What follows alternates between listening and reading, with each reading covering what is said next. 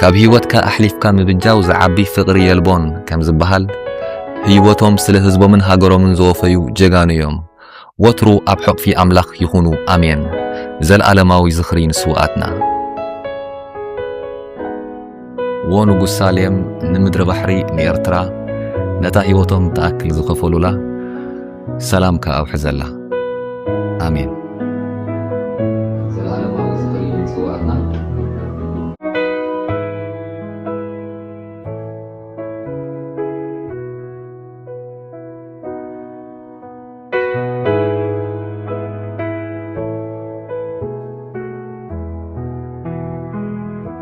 ነቲ ብዕላልን ብስእልን ጥራይ ዝፈልጦ ስውዕ ሓወቦይ ረዘነ ከምኡውን ንኹሎም ሰማዕታት ኤርትራ ካብ ህይወትካ ኣሕሊፍካ ምብጃው ዝዓቢ ፍቕሪ የልቦን ከም ዝበሃል ህይወቶም ስለ ህዝቦምን ሃገሮምን ዘወፈዩ ጀጋኑ እዮም።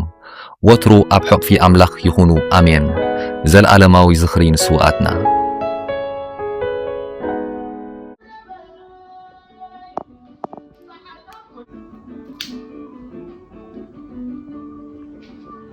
ዘለዓለማዊ ዝኽሪ ንስውኣትና ዘለዓለማዊ ዝኽሪ ንስውኣትና